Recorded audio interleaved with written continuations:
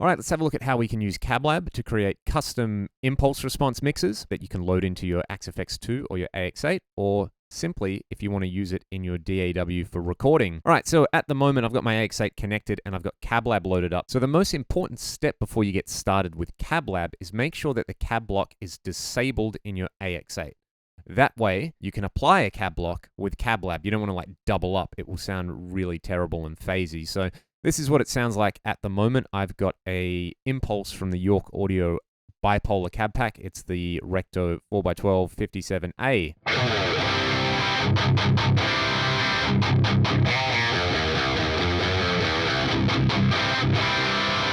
That's pretty cool. Let's have a look at how we would load an impulse up. So I'm going to disable all of these. Simply hit load.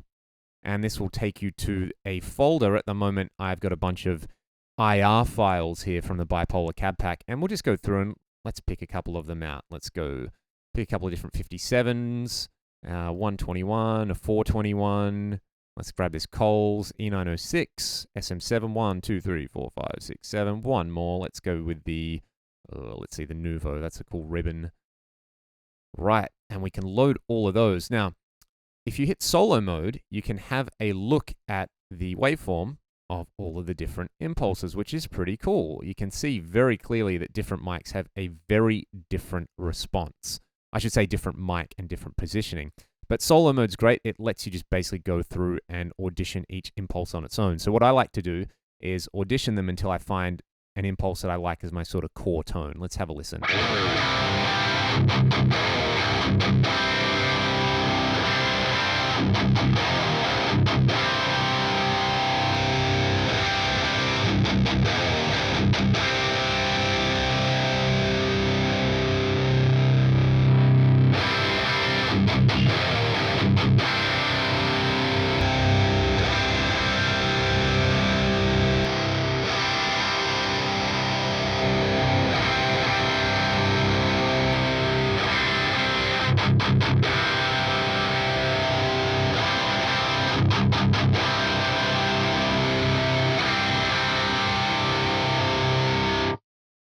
Okay, I don't know about you, but personally my favorite one is this one, the 57MC. So what I'm going to go through is mute all the other impulses.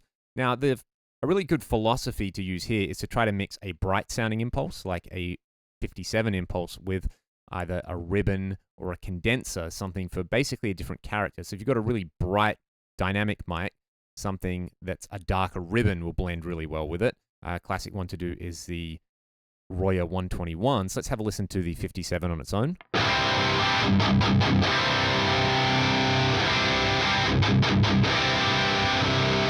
It becomes a totally different beast with the Roya. What we can do is use this handy slider now to adjust the mix of the Roya compared to the 57. What I like to do is have it off and then blend it in.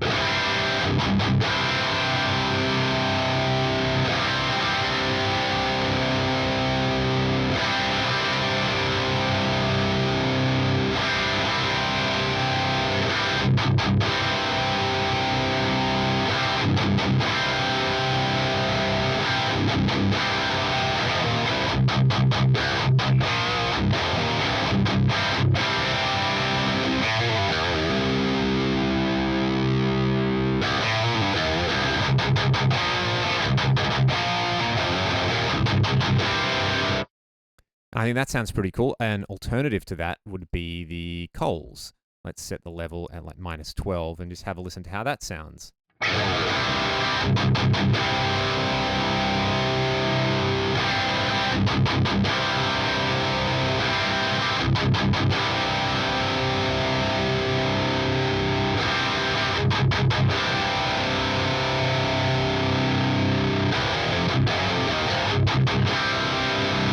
And that one sounds really good. If you're using the standalone version of CabLab, if you're happy with this mix, you can just disable it and then send the mix to a user cab in your AX8 or AX8, which is really handy, and then you've got it to go. It's really, really good. Let's disable this 57 impulse, and we'll go with the E906, which is really bright sounding. So this is going to sound different again.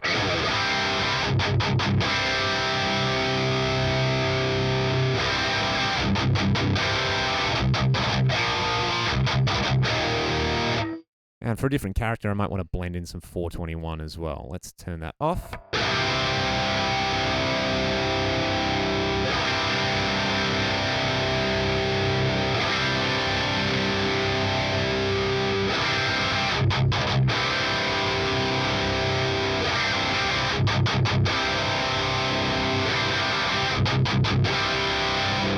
That kind of adds a cool attitude to it.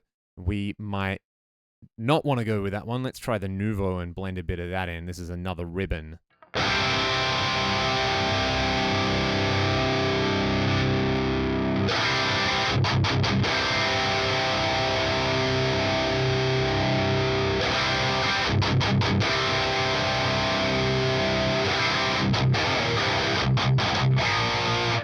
Or let's turn the E906 off and try that with the 421.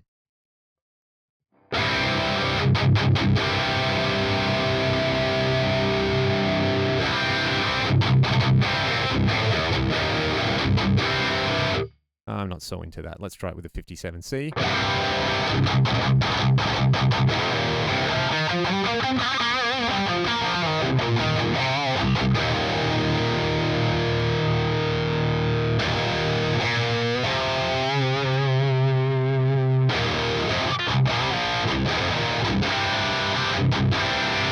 And you can just go on and on like this basically until you find your sort of perfect IR for whatever amp it is, and then send it straight to your AX8 or XFX2 for posterity. So that's CabLab. It's worth the, whatever it is, 50 bucks. I think it's $70 to get the standalone plugin version. It really has changed the way I go about creating presets, because now I can load up a bunch of different impulses that I like, almost like having different microphones in different positions on a cabinet. And then I can sit there and with the particular amp model, I can tailor the impulse and the amplifier to one another, sort of the way you would in a studio where you could move the mic around, you could blend different microphones, basically to get a better guitar tone. So that's how I like to use CabLab. A few last things. The settings, the default processing mode is always on minimum phase. I like to set it there because that way, if I shoot my own impulses or I want to blend impulses from different manufacturers, it will automatically phase align them, which is pretty amazing. And then you can turn that single solo mode on or off, which is very handy indeed. So there you go.